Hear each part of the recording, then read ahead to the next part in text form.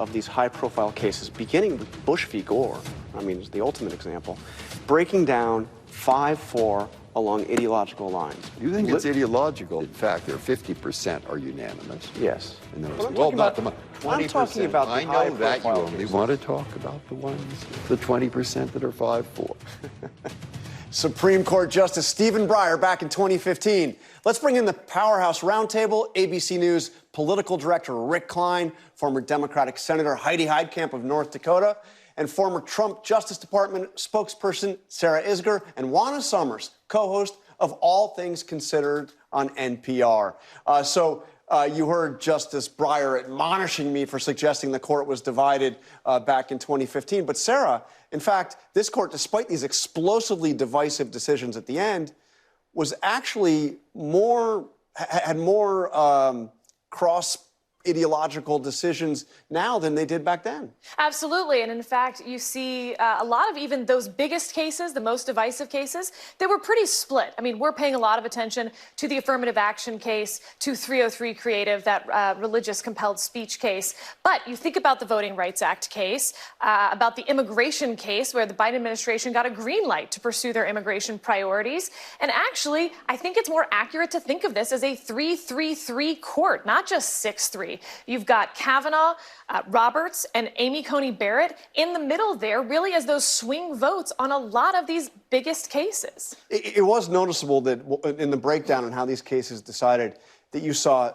Roberts and Kavanaugh voting more often with the liberals than they voted with Alito and Thomas. But let me ask you, Senator Heitkamp, about the big affirmative action decision. We had our poll looked at how people saw the court. Most people are saying they think the court is acting politically rather than based on the law. But on the Supreme Court's affirmative action case, you had a majority saying that they agreed with the decision, 52%, only 32% saying they disagreed. I think this country has always been uncomfortable with quotas based on race. And so you see that in the reaction. And it takes a lot of explaining on why that needed to happen. I think what the universities are going to do in reaction to this is they're going to look at other ways to provide diversity into their student body. This is not over yet. It just simply says the way you did it is functionally not constitutional. Not sure I agree with that, but there is a workaround on this, as there is a workaround on the student loan, as there is a workaround on the free speech provisions. And so these issues are not yet resolved, I don't think, in terms of how the public will respond and what will happen as a result of the Supreme Court decision. But the one thing that has happened is now we have tried for years in the Democratic Party to make the court a voting issue.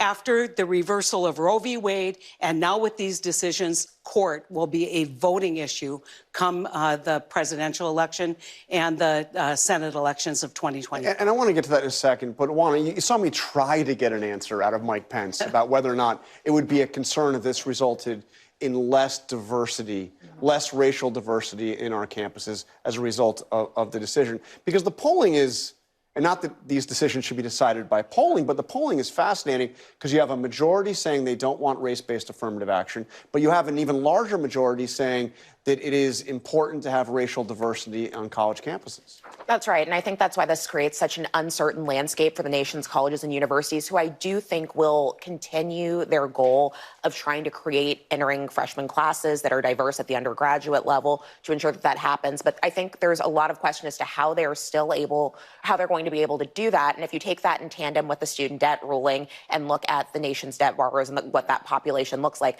I think there are just a lot of unanswered questions. That, to Senator Heitkamp's point, I think that's why this could be quite a galvanizing issue, particularly for young people in this country, because we know that the youngest generation of voters are the most diverse generation of voters. If you look at that 18 to 24, 18 to 30 age bracket. So I think this is going to be a huge election issue this year. So Rick, did the Supreme Court, by denying Democrats on substance, give them a victory by giving them something to rally around for the campaign? Yes, with an asterisk, because affirmative action is not abortion. And it's not the same kind of ruling that Dobbs was to kind of upend the political landscape. Our poll shows that, and even the other big issues. And our poll with Ipsos showed that as well. People are a lot more divided on the other major rulings that close out the term. They may be generally in opposition. I think the idea, though, that shines through is that people are increasingly viewing the court as highly politicized. To Sarah's point about a 3-3-3, if the 6-3 ones are the ones that get the most publicity, whatever former Justice Breyer thinks about it, this is what people are going to focus on. And it will be a voting issue. And guess what? We've heard it for decades. It's true. Elections have consequences. These decisions would not have happened if Donald Trump had not been president and not put 3 justices on the court. Whatever else you think about this. And these are major changes to American life on gay rights, on affirmative action, on abortion rights from a year ago. These are big, big, big changes. So it's interesting. We heard from Ron DeSantis this week, actually somewhat critical, or at least not overly enthusiastic about Donald Trump's appointees to the court. Take a listen. I respect the 3 appointees he did, but none of those 3 are at the same level of Justices Thomas and Justice Alito.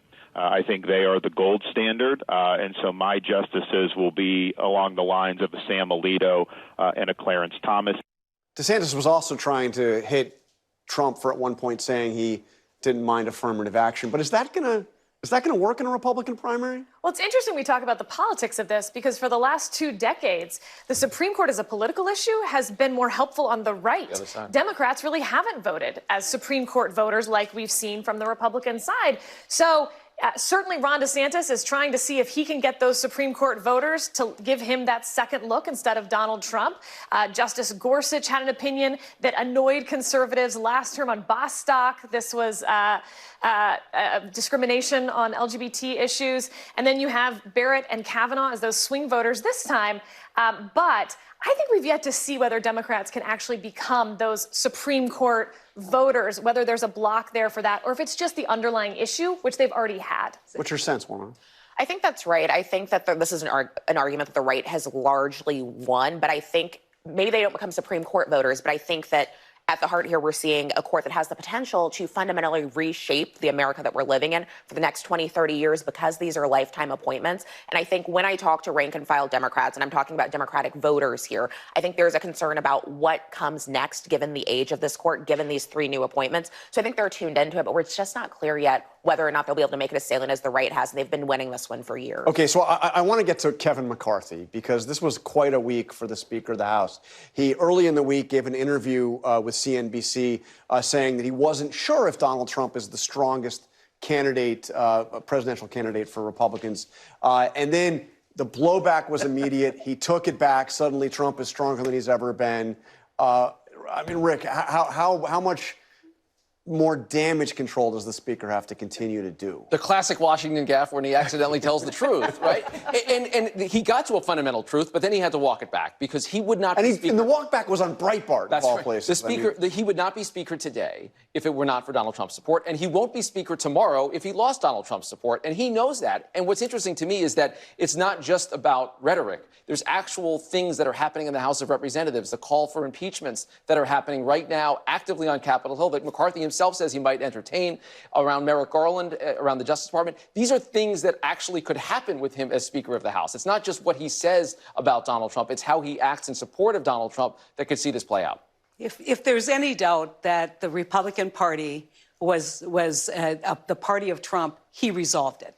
The Republican Party is the party of Donald Trump, and Donald Trump has a stranglehold. I mean, you see Pence trying to differentiate himself, but just kind of moving over there. You see DeSantis trying to differentiate himself, just kind of moving over there. No one's willing, with the exception of Chris Christie, to really throw it all down and say, we cannot do this again.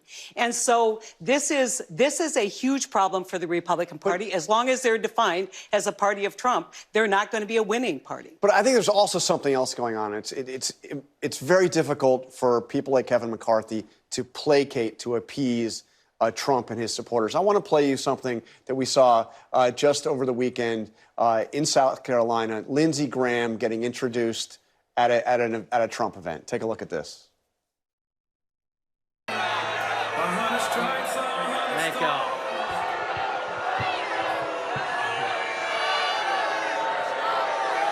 Welcome to Pickens. Thank y'all for coming.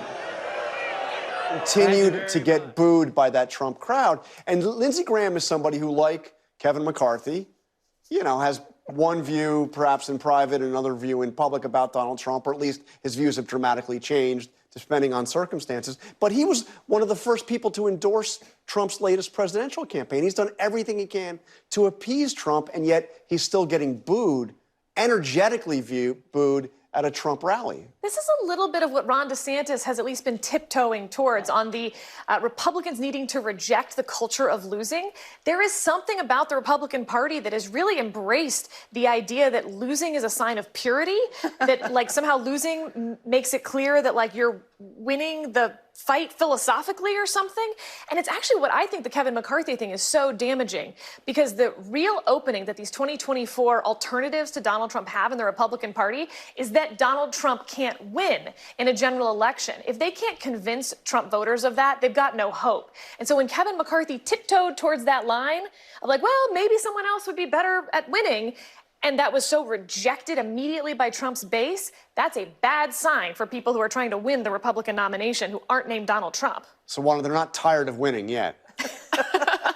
I mean, I guess not. I mean, it's very clear that speaking ill of Donald Trump in any forum is a death wish in this Republican primary, and I think that's why you see all the candidates. Although Chris Christie's numbers have gone up. They have gone up. I mean, now a little bit. He's still. Yeah, I mean, let's keep this relative here. From 1 to 4, 5 Exactly. or 6 or 9 in some cases. Yeah, I mean, the numbers are going up a little bit, but there still does not seem to be. There's no alternative that people are widely coalescing around. And I think that there's still obviously the question of the former president's legal challenges. I think the Trump story, we just don't quite know yet. But so far, there doesn't seem to be anybody out there in the water who is captivating the attention of Republican voters in the way that Donald Trump is. They've got to find a way to attack Donald Trump without looking like they're piling on from the left. And they don't have an opening for it yet, because then Donald Trump gets indicted, or then Donald Trump gets attacked by Biden or whatever.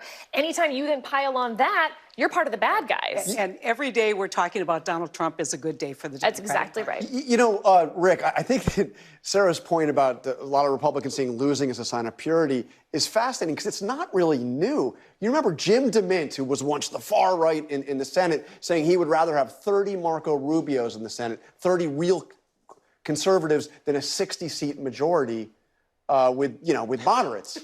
I mean, what is it? Well, it's interesting because there's still a donor class out there that doesn't want to see more losing. We had the news this week from the Koch-aligned Americans for Prosperity that they've banked $70 million to try to get a nominee who isn't Donald Trump. How big a deal is that, by the way? It's a lot of money, but I don't know how dumping money on that to make that argument is going to change anything. We've seen a history of that before. Trump people. They weren't, but they want to win. Their point is Charles Koch told me in '96 that he might vote for Hillary Clinton if Trump in 2016. Yeah. And I mean, just look, to Sarah's point, someone has to find something here. We are 6 months into 2023, and Donald Trump is undeniably stronger than he was at the start of the year. There was an opening potentially after the midterms for someone to exploit it. He filled the void, and right now, halfway through the year, he's in better position than ever. We're 2 months away from the debate that he may not go to. The big question is, will he be at that first debate? I'm now hearing that he may actually be at that debate. We will see. Thank you all.